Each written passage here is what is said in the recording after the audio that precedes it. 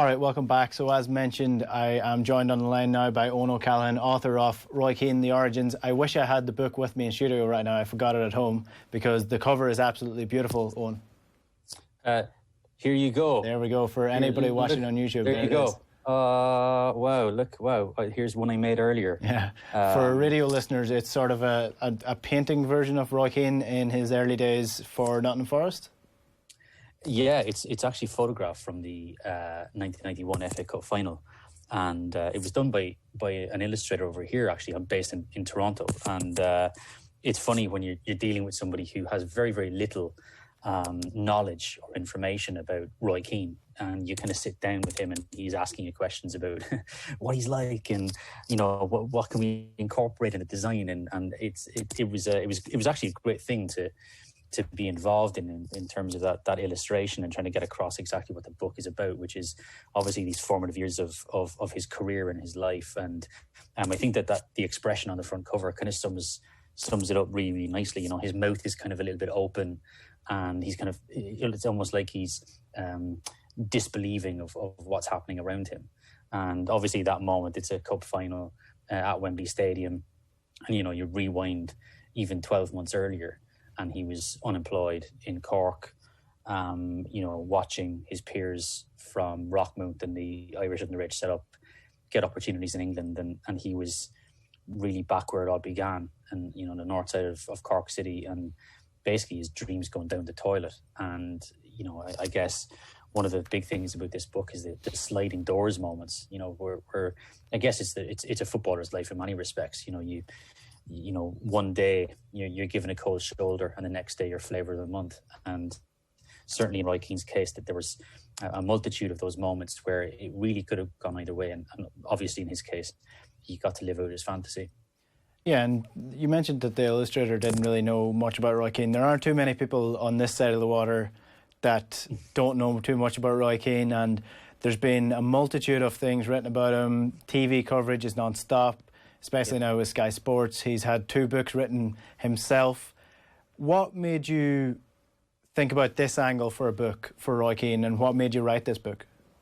I really should come up with a better answer to this question, because I've been asked it a few times, and the honest answer is I wrote a piece very reluctantly about the 25th anniversary of him signing for Manchester United, which would have been the summer of 2018. And as you mentioned, even at that time, he was very, very public facing. He was involved, obviously, as an assistant to Martin O'Neill. From an Irish perspective, he was probably more prominent than he was as a player. Footage of him was always out there, and I really got the impression that people were sick and tired of hearing about him.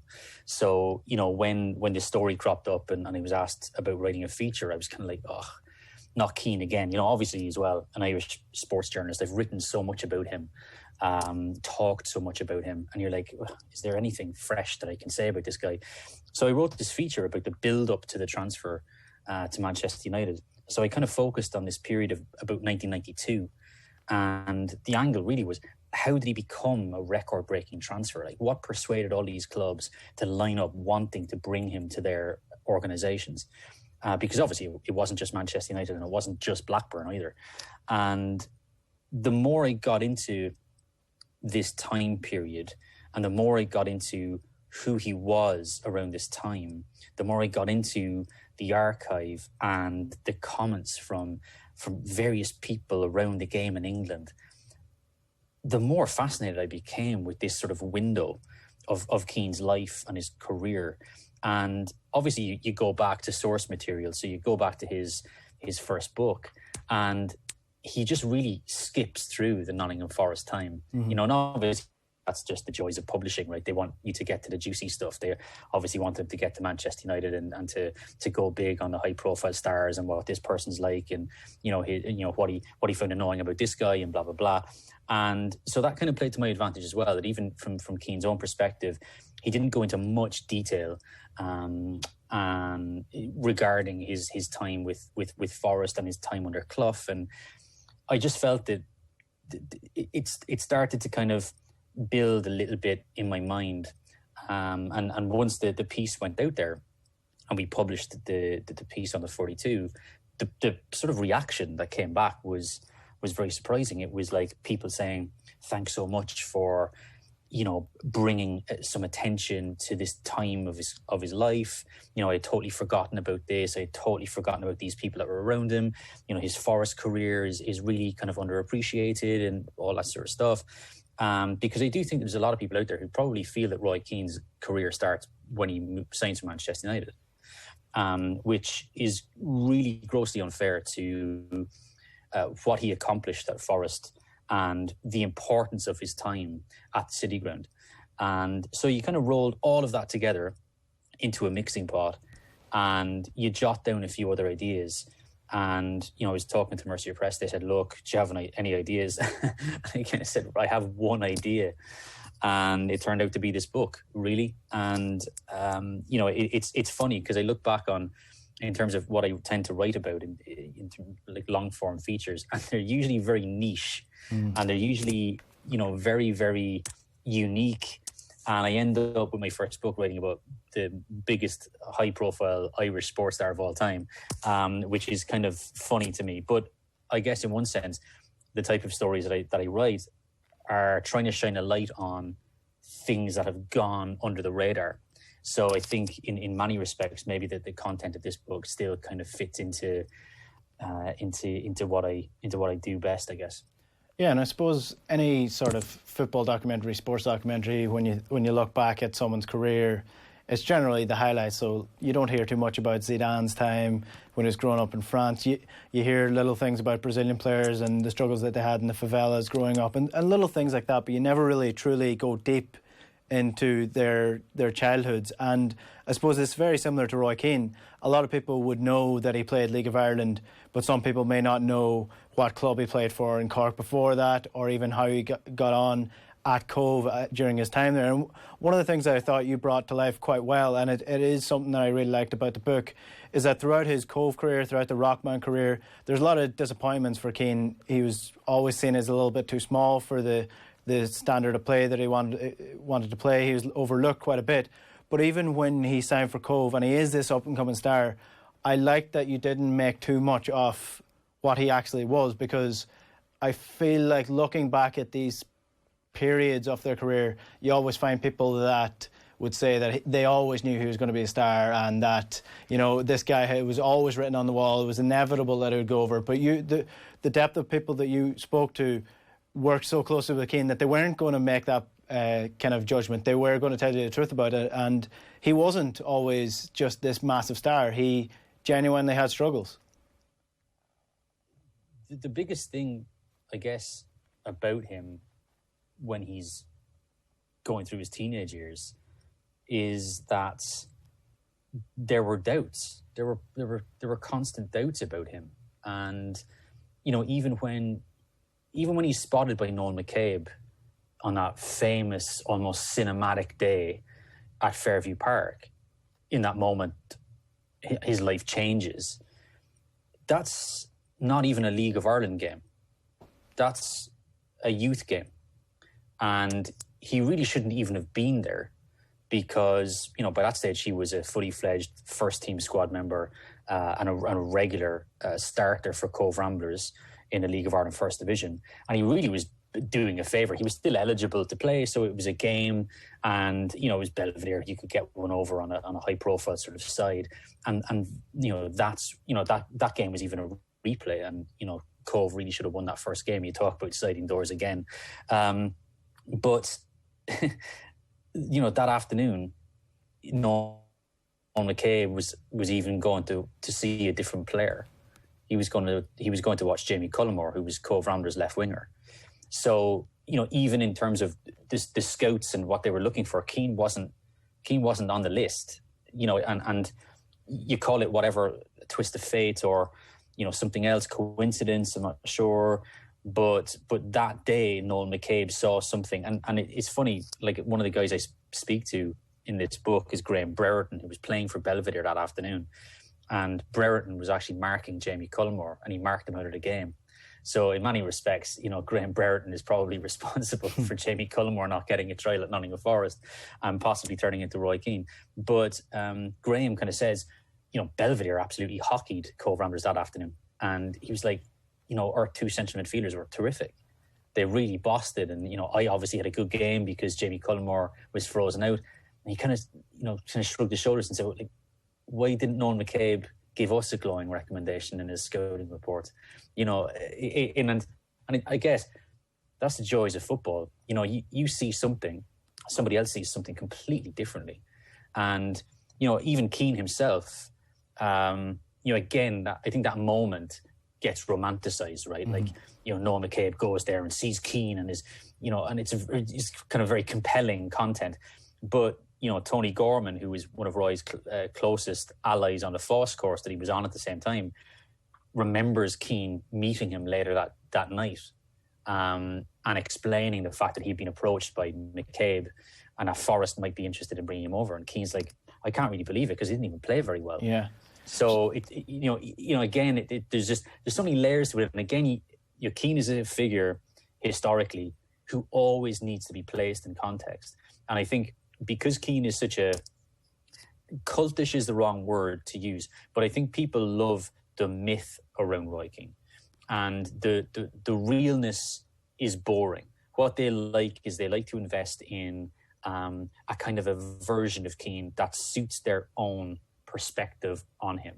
And like, I kind of really wanted to try with this book to separate really two Roy Keanes.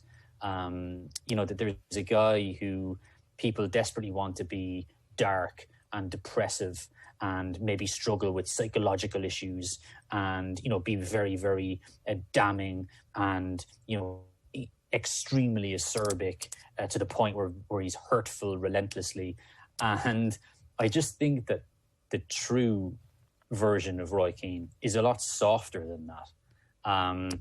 And it's certainly not something that's been sparked later in life. I think he's always had this, and I don't even think it's a darkness. I think it's, I just think he's impatient. I think he's a guy who just would like to spend time doing something constructive. So, for him, spending time in a classroom was not something constructive. When, one of his mates in the Rockmount team says that, he's not going training because he's got a new skateboard and he wants to play with a skateboard, Keane is like, obviously just like, so, he can't control his emotions. Like, why would you rather play with a skateboard and go training and play football? Like, what's wrong with you? And the same way on the Foss course, sitting in front of a computer screen, trying to learn computers, and, he just turns his off and tells the teacher, like, I have no interest, so there's no point. I would rather be outside playing football. Jamie Cullimore talks of how he would shorten his lunch breaks. Instead of taking 45 minutes for a lunch break, he'd take 20 minutes, grab a ball and go out and just practice his free kicks or something.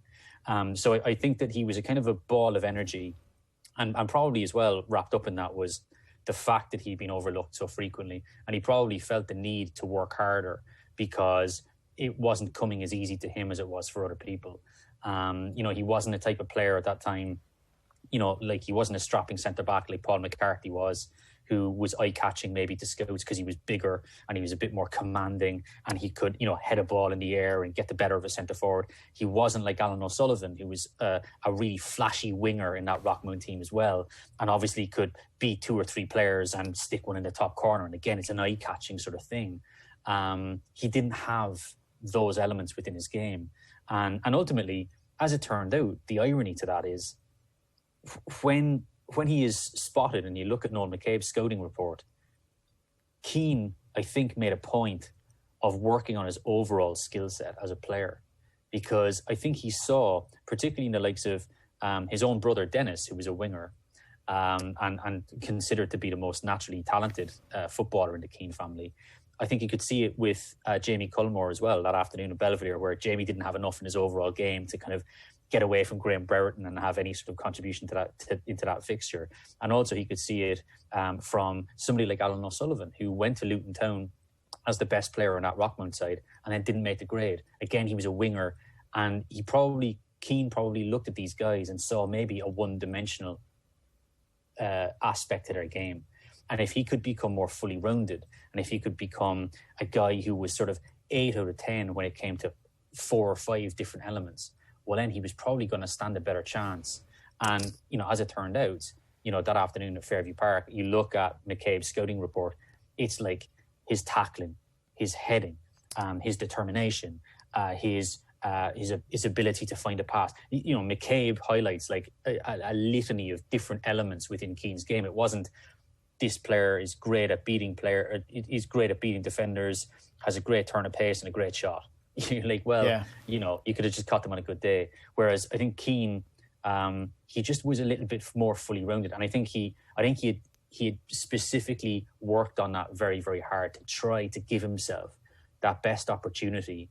That if something was to change, if somebody did see him somewhere, that he did have a more all-encompassing ability on the field. And I think that's really what the Foss course did for him as well. It just kind of, it all knitted together. And from Keane, in terms of like where he was in the summer of 1989 versus where he was in the spring of 1990, I think that there had been a massive development in how he was as a footballer.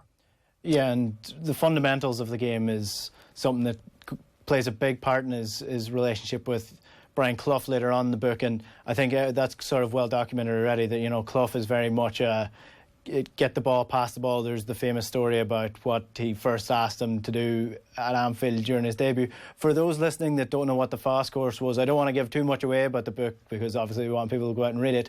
But what was exactly the Foss course? Because I certainly didn't know going into this book that he was on a Foss course that was based around football. So really, obviously Ireland in the late 80s was a particularly bleak place. And Foss was a government initiative, which is basically like a training scheme. So because so many people were unemployed, the government instigated this scheme where they would offer education and training, and people would come off social welfare and they would enroll in a Foss course, and they would be given X amount per week. Because they were obviously seen to be trying to further their development educationally.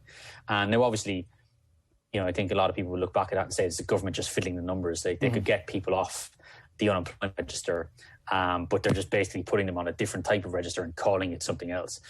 But as it turned out in 1989, a lot of companies, a lot of organizations could find through Foss an opportunity to kind of like get people on their books. And one of those organizations was the FAI. So the FAI partnered with Foss, and their whole plan was to have this initiative for young footballers in the country.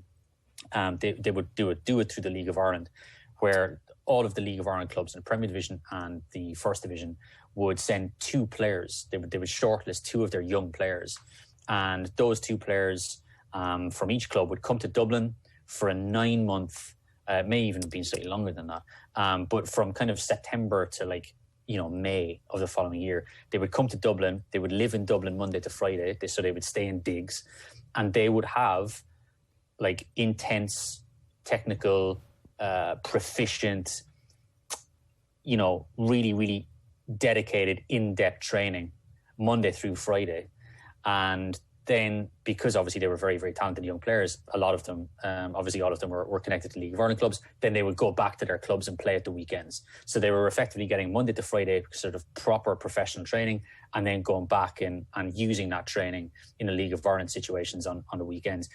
Roy Keane was one of Cobh Ramblers' representatives, even though Cork City had desperately wanted to sign him, and that fell through because of a registration mishap.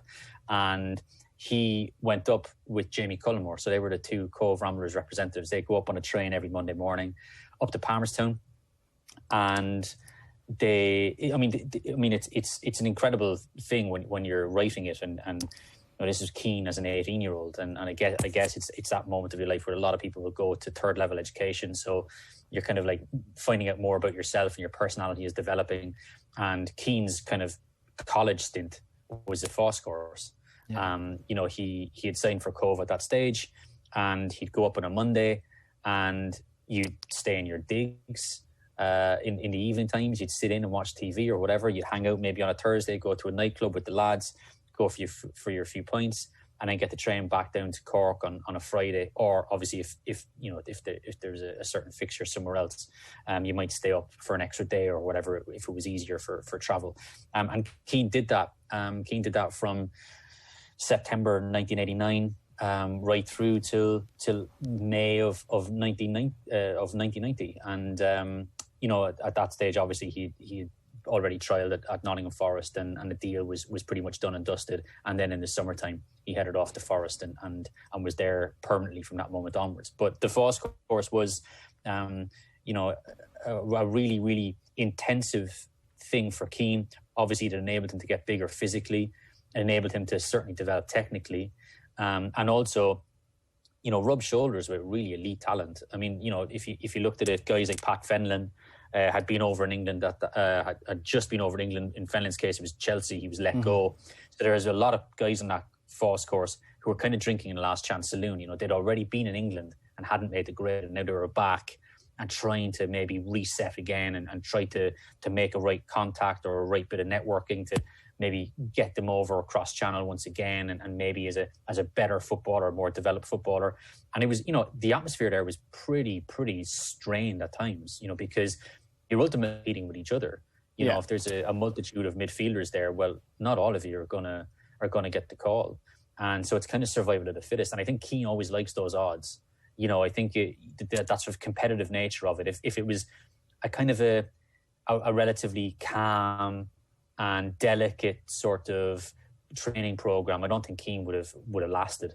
I think the fact that it was very intense and that it was sort of the creme de la creme of young players in the country, I think it really suited him in terms of his personality and his mindset.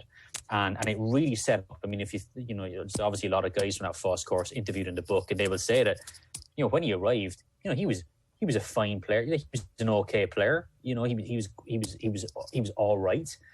But by the spring of the following year, he was definitely the most improved on that course. Yeah. And again, you get a growth spurt. You're learning things left, right, and centre. And it's funny, Larry Manny, his coach on that Foss course, always talks about watching him in one game.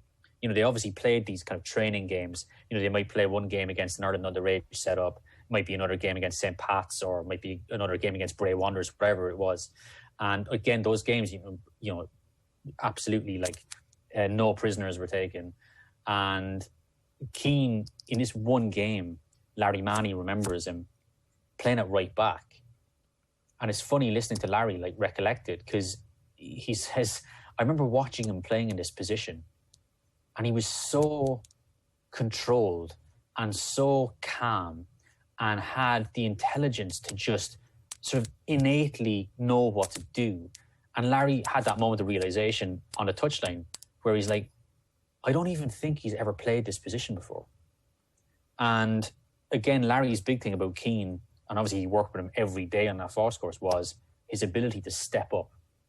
And he kind of made this, he frequently used this phrase, you watched him at Forest, and every opportunity he got, he made the step up. There was never any moment where Keane regressed.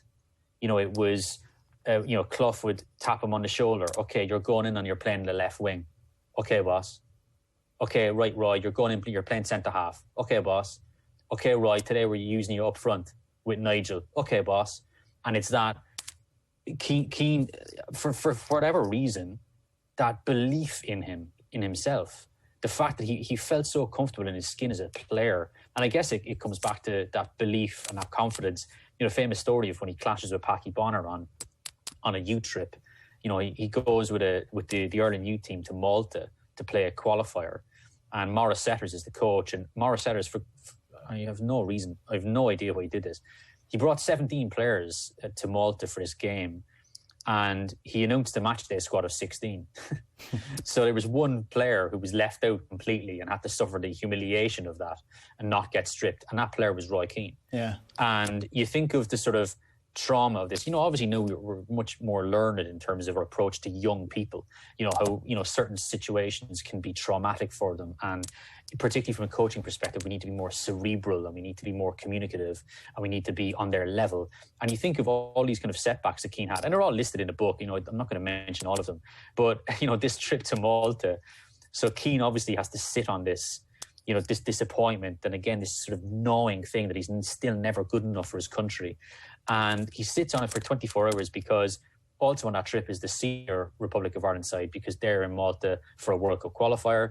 And they beat Malta, which secures their place at Italia 90. So 24 hours after the U team game, there's a big knees up. So the U players mingle with the senior squad. They all have a few drinks. Roy has far too many drinks because he's obviously drowning his sorrows. Yeah. And there's this moment where Packy Bonner and Mick McCarthy are leaving. And, Packy Bonner, always a very courteous guy and a very polite guy, a very genuine guy, says hello to the lads. And a drunken Roy starts on him and says, "You're absolutely shit. And if, only for Jerry Payton being fucking worse than you, you wouldn't even be getting your game." And, he's with Richie Purdy and Tommy Dunn, two of his teammates from the youth side. And obviously you can kind of see it in the moment, them sort of like, mouths wide open at this like lippy Corkonian who's had a few beers too many, and he's absolutely annihilated a legendary Irish figure, football figure. And Packy obviously laughs it off. But like back in the Foss course, when his story starts doing the rounds, Tommy Dunn saying to one of the boys, like, Roy can't even get his game for the youth team, but still he's having a go at like a guy who's got 65 caps for his country. Yeah. And I think that there was this sort of like, Keane felt comfortable enough, even when he's like 18, to have a go at Packy Bonner. There's no reason why you should feel that, because like you should feel a degree of inferiority, and thou shalt not say two words to these guys because they're operating on a different level. But Keane would do it repeatedly, and I guess like there's never a magic moment in the book where you kind of come upon why he has this massive belief in himself. There is a moment where he's in Cork, at the train station one Monday morning. And, the boys are in their carriage and they're about to pull out of Kent Station and head to Dublin. And it's one of those, that you can see it's probably a frosty, cold morning in Cork. And, there's guys working on the train tracks, and it's early in the morning. And Keane looks out the window and he sees basically the ghost of Christmas future, right? I mean, it's hard labour. It's Cork at that moment in time, probably felt like Cork was in recession for about 15 years. Like it had lost obviously a lot of their big employers, and Keane's own father was affected by that, and a whole generation of people kind of like just scrambling around for work and to make ends meet. And here was Keane like doing this Foss course in Dublin, trying to be a footballer. And he looks out the window at these guys who are battering the train tracks, hard labour. And he just turns to Jamie Cullimore and he says, "I have to make it as a footballer. I have to make it." And I'm not sure if it's I have to make it because I cannot, for the life of me, be out on a train track, and doing that sort of work because I feel that I'm something else. I'm not quite sure what he meant by that statement. Like in many respects, it could be an empty statement. It's like, I want to be a millionaire. Okay, fair enough. Like we all do. But like, yeah. But I think Keane knew that he was on something like a pathway. It was just figuring out the right route to take, because he was an excellent footballer. Everybody adored him in Cork. Everybody felt that he really should be cross-channel. Everybody felt that he was getting a hard time, that he wasn't being afforded the opportunities that he should be afforded. So he knew that he was in the right space. It was just something quite wasn't lining up for him. And then obviously you fast forward, you go through all of that, the League of Ireland, Cobh Ramblers, that base, that hard kind of physical stuff in a first division environment, mixed with the Foss course. I guess that's the magic ingredients mixed with his confidence, his personality. But in terms of where he got that from, I have no idea. Like it's a mystery to me. Like he shouldn't really have been as confident. He shouldn't really have been that sort of moody, gobby young fella. He should have been the guy who sort of minded his P's and Q's. And you compare it, interestingly enough, to when he goes to Nottingham Forest. He is in no way argumentative. He is in no way a person who stands up to guys in positions of authority, i.e. Brian Clough. The fact that the main reason why Clough loved Keane so much, and you bring it back to his moment, his again, you come back to a myth, that mythical moment of his Anfield debut. He comes up to Brian Clough's house and Clough hands him a milk bottle, and putting the bottles out. So, finish that for me, Roy. And Roy goes, well, I don't like milk. And there's this moment of, Clough's handing him the bottle and Keane saying, I don't like milk. And Clough standing there saying, well... It's either you drink it or you don't. Yeah, it's the fork in the road moment again. Yeah, exactly. And the reason I love that Packy Boner story so much is because in the build-up to it, you're getting to know Keane as a teen during this book, and you're almost like, oh, where is this? You hear stories about some of the mouthing on the pitch, and you're seeing a little bit of his personality develop, and then you have this Packy Boner story, and then you're like, yeah, there you go. There's the Keane that you know, and it's just interesting the iron focus that he had at that age to get to Nottingham Forest, and then I think that's what comes into it when especially that milk bottle story. Keane always knew how to do it. He just needed to be given the opportunity, which he wasn't given quite a bit. And then once he knew how to take the opportunity, he took it with both feet. I think for anyone listening to this and for anyone watching this, I would urge them all to take, however long it is, 20 minutes, 30 minutes if you can, go on YouTube and watch Roy Keane's moments for Nottingham Forest. Because... firstly, Keane was a completely different player at Forest than he was at Manchester United. He was an attacking midfielder for a start. So he contributed in the build-up to goals. He scored goals. He was, at times, a playmaker. And, again, to bring it back to Larry Manny, who was his coach in the first course, Larry, remembers watching him playing for Forest in his debut season. And, he said to me, he's like, I was of the opinion that Keane went over there and slotted into games and said, this is fucking easy. And even one of his mates, Darren Barry, who was also there, another guy from Cork who signed for Forest at the very, very same time in a kind of a really weird, quirky sort of way. One player went one way, one player went the other, sort of thing. And Darren's like, and Darren played with Keane at Rockmount, and he said, I would never have thought of Roy as a quick player. And then I'm watching him for Forest, and he's like an Olympic sprinter. He looks like he's covering every blade of grass. Just the appetite, the hunger, the speed, the quickness. And, it was Brian Rice, who's now manager of Hamilton Academical in Scotland, who was at Forest at the time as well, a more senior member of the squad. And he saw Keane playing in those very, very early reserve games. And, the famous one was him against Arnold Town. And Brian Rice watched him in this game. And he said, my memory was watching this kid do things on the pitch that we didn't have in our team. There was, he was playing, I think he was playing wide in midfield in that game, and Rice is thinking to himself, wingers don't do that. Wingers don't track back and make tackles like that. I mean, it's a very, wingers did a certain job at that time. Wingers fulfilled certain duties. Fullbacks did likewise. And Keane, and again, you bring it back to what Clough saw. Clough, saw a very, very brief glimpse of Keane playing a reserve team football. But if Clough's opinion was a similar of opinion to Brian Rice's, we do not have anyone in our first team who plays like this.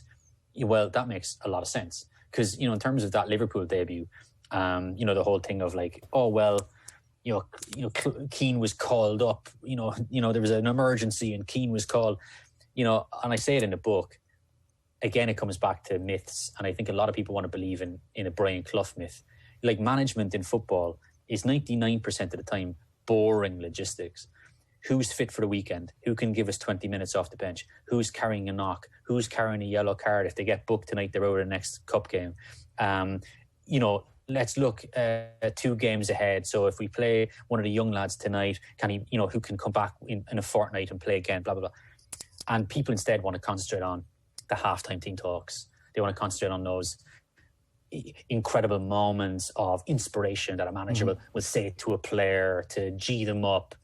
And, yes, that happens, but, in a very, very small amount of time.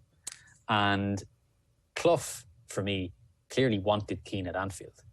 He had seen something in Keane, and the other thing about Clough was he always gave young players a debut away from home, because he always felt that if the young player got stage fright and struggled, well, at least it would be away fans only who saw the kid have basically a difficult evening, and that it wouldn't be 25,000 at the City Ground going, oh my God, this kid can never come back and play again for us, because it was so humiliating. Because that the whole circumstances about the build up to Anfield are just, it's like it's perfectly orchestrated, and Clough loved that sort of stuff. He loved that orchestration, loved getting in people's heads, and the whole thing about, he came up to me in the dressing room and said, and what are you doing? I'm putting out the jerseys. Oh, well, pull one on yourself because you're going out and playing. You're like, the chances of that actually, that might have been what Keane remembers, but it's certainly, it's guaranteed to be not what Clough did. I mean, you can't be that off the cuff playing in first division and you're at a club like Nottingham Forest. It just does not happen. And also, like, in the circumstances of that game, Franz Carr, who was a right winger, and Keane played on the right wing that night, Franz Carr was dropped. So, people go on about, there was emergencies, there was injuries, and Steve Hodge had the flu. And you're like, yeah, but Phil Starbuck came in and replaced Steve Hodge. Roy Keane came in to replace Franz Carr, and Franz Carr was dropped. So, the actual thought process is a little bit different than how it's kind of played out. And, it's like that relationship with Clough is an amazing one for me. You think of all these moments that stand out, and obviously Keane's got a certain persona. He even still had a persona in Forest. He's a young guy, and he didn't have much money, certainly in that time, in his back pocket, but he had money in his back pocket. So you go out and you enjoy yourself, you have a few beers or whatever. And, going through those seasons, that reputation grew increasingly. But there's this moment where Clough, in that final season, 92-93, Forest aren't playing very well. And there's, they're obviously kind of struggling, the bottom half of the table. They might have even been bottom of the league even at that stage. And there's a big piece done in The Observer with Clough, a big interview. And they ask him about pressure, how do you feel this season? And you're struggling, and could this be the end? And blah, blah, blah. And Clough, as he did, he plays things into perspective. And he said, you talk to me about pressure. You talk to me about, setbacks or all that sort of stuff. And he starts talking about going to a children's home specialised in special needs, those suffering with special needs, and which is something that he used to do a lot, and visit these kids, spend a lot of time with them. And he brought 2 players with him. And the one player was Nigel, obviously his son, right? Very polite, very pleasant, lovely haircut. You could just see him there, just a very nice young man, as Clough himself would say. And the other player wasn't Stuart Pearce, the captain. It wasn't Steve Chettle, who was born and bred in the city. It wasn't, Brian Laws, more experienced figure. It was Roy Keane. And you talk of the sort of a moment like that for a young guy. You have to be a bit vulnerable. You have to be a bit open-minded. You have to be patient. You have to be understanding. You have to be a whole load of things that you wouldn't really ever associate with a guy like Roy Keane. And yet, in that instance, Clough turns to Keane to bring him into this sort of situation. And I kind of love that story so much. And it's a really throwaway thing. Clough doesn't really make a big deal of it, but he just shares the anecdote to put things in perspective in terms of stress and pressure and management and all that sort of stuff. To actually say, this is real pressure, this is real struggle for these kids on their day-to-day lives to have to go through this. And it's Keane who's there, and I just, I guess a lot of stuff in this book is kind of debunking, maybe certain things are debunked, and other things we kind of maybe try to shine a light on possibly an alternative version. And so, again, you come back to that, the dark, moody, menacing, aggressive, combative guy. And you're like, well, that doesn't sound like any of those things, right? And particularly when you're at that age where you could easily just be foolish and immature, not the right person for that sort of situation. And at Forest, I've said this before, but I think John Lennon always said that Elvis died the day he joined the U.S. Army. And when he finished his stint with the Army, he came back and he was somebody else. And when Roy Keane joins Manchester United, Keane becomes someone else because he has to. He has to conform to the pressure of a high-profile club, a very, very rich, historically significant sort of organisation, and you have to kind of just temper certain things, and you have to be more careful. And also, as a player, he changes. I think definitely the first 2 seasons he's at United, he struggles regarding his place in that team and how he can properly contribute, moving from a very possession-based side, a very patient side, and how they looked at a game, versus a counter-attacking side with 2 lightning-quick wingers, with a guy like Cantona, who was just a jack of all trades, orchestrating everything. Keane struggling to come to terms with how am I actually playing in this side? Like, what am I supposed to be doing? So I think that there's a purity to him at Forest. He's given a freedom by Clough to just basically do whatever he wants on the pitch, because Clough kind of looks at him as something just like completely fresh and something that's organic and just probably shouldn't be overtrained and shouldn't just be, obviously Clough used to bring his dog for a walk along the River Trent every morning, and a bit like that, I let the dog off the leash and the dog just roams free. Yeah. And I think that Keane was a bit like that at Forest, under Clough's tutelage. Obviously, you have to be, you have to be a collaborator within a very experienced Forest dressing room. But it's funny, you talk to guys at Forest at the time, Robert Rosario, who joined Forest in the latter half of 1993 when everything was falling through the floor and relegation was on the horizon. And, Rosario joined and he was like, I walked into the dressing room. He's like, I couldn't believe that it was a 21-year-old who was just ruling the roost. He was a 21-year-old who was looked upon as the inspiration, as the game changer, as the driving force, and rubbing shoulders with a lot of guys with plenty of experience under their belts. It was Keane who very, very clearly was, and Rosario refers to him as a rock star, in the book. He just carried himself in a different way. Like he was just, and very, very clearly he couldn't stay at Forest. That was just, he had got to the stage where he'd outgrown this club. But it's funny, even at that age, and comparing the way that Keane was when he arrived at that club, and it was kind of yes sir, no sir, falling in line with everything. And you fast forward to that final season, Clough had obviously become a peripheral figure at that stage, and he wasn't really involved in the day-to-day running of the club, which probably gave Keane a little bit more opportunity to really kind of take control and his voice to be heard a little bit more.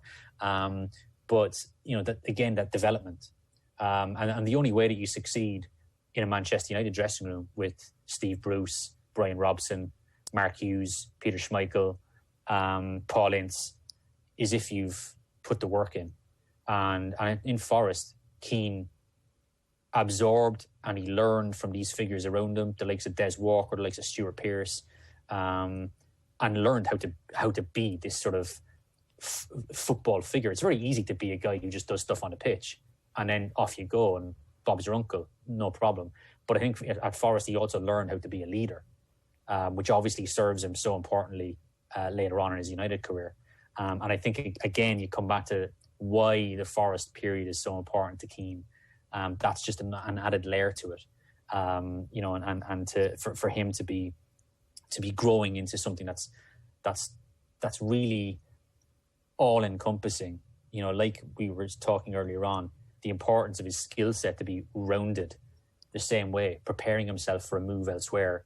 I think Keane felt it important to be rounded. Before he leaves, he buys his first house.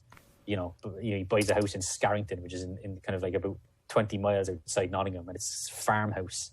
And it just seemed to be a mature thing to do, right? It's almost like Keane it's time to move out of the city centre and it's time to move away from the nightclubs because I'm kind of becoming a different version of myself. Obviously, I think Keane, he was trying hard to sell himself that story. Yeah. But so he was trying very hard to kind of take on added responsibility. And that obviously was even in the way that he lived, the location where he was based, how he socialised in comparison to what he was doing in the early days. Well, in terms of perspective, it certainly is a completely different perspective on things, and on Roy Keane especially. And I really, really enjoyed reading the book. And it's not too often these books can actually capture your imagination, but you really do have it come out from reading it with a completely different idea of how Roy Keane became who he is. And for that, I just say brilliant work. Thank you very much. Yeah, I mean, I guess it's for anyone wanting to learn about salacious stuff, or for anybody wanting to learn about bus stops or irritations or arguments, all I will say is Keane is a guy who, yes, obviously has a temper, but he has a trigger, and the temper usually is as a result of the trigger.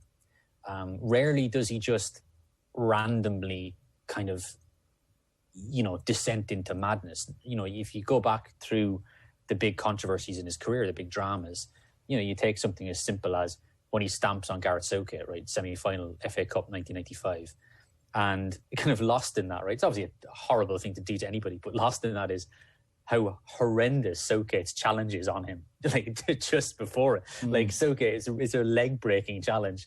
And obviously Keane's already injured because Darren Patterson's done him earlier in the game. So like Keane stamps on Southgate because it's kind of like it's a reactionary thing.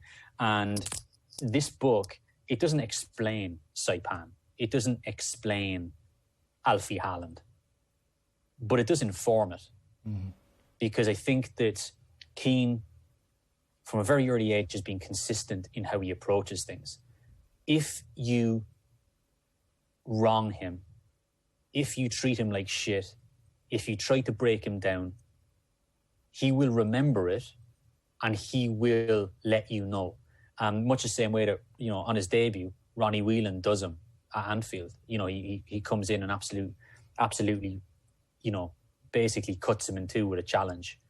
And I was, welcome to Anfield. This is the big leagues. There's no sort of like, oh, how are you? Another Irish fella, like, I'll take care of you. Like, I'll treat you nice and I'll treat you with kid gloves. It was, welcome to the big leagues, bang. And the start of the 92-93 season, Nottingham Forest are playing Liverpool on the opening day. And it's a televised game as far as I can remember.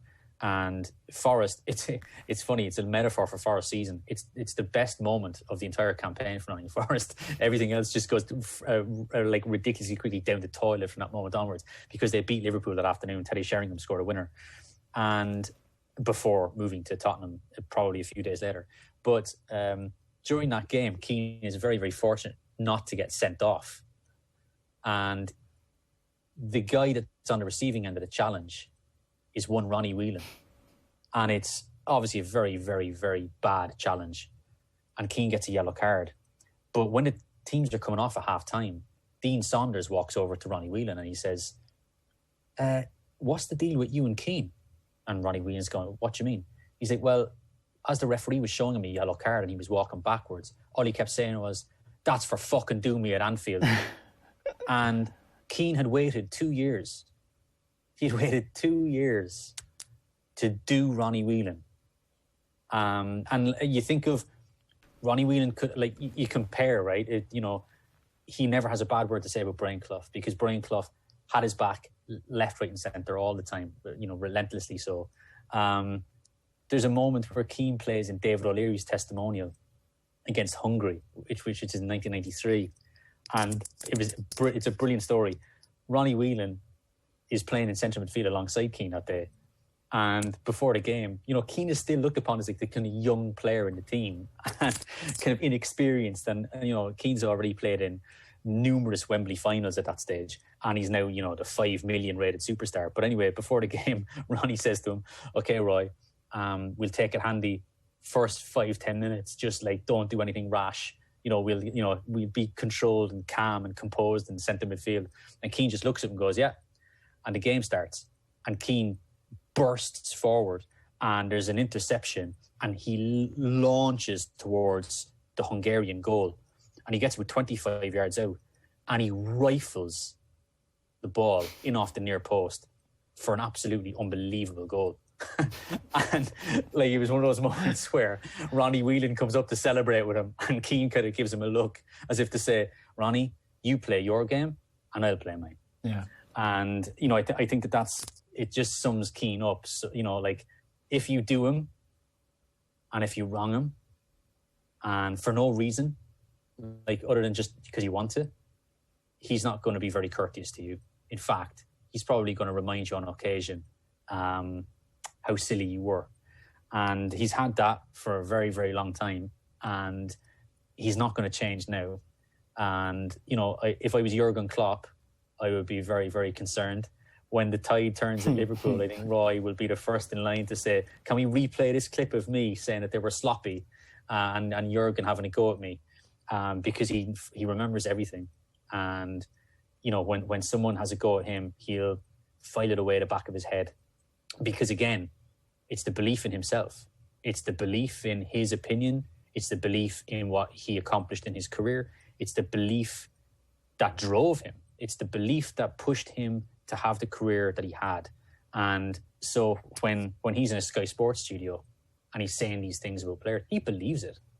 Like it's not, people talk about him playing up to things. There's an element of fun, but the core element of what he's saying, he believes it 110%. Again, you come back to the impatience thing from earlier. Otherwise, what's the point of being there? What's the point in just going through the motions and just making stuff up?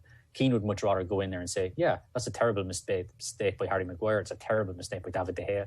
They should be sacked. If he goes into a dressing room, I'm sure he would say that, with these guys back in the day, Peter Schmeichel, you can definitely see the two of them having stand-up arguments with, Keane saying, you think you're so great, you think you're so big and massive, like, what was that mistake about you? Absolute, insert expletive here.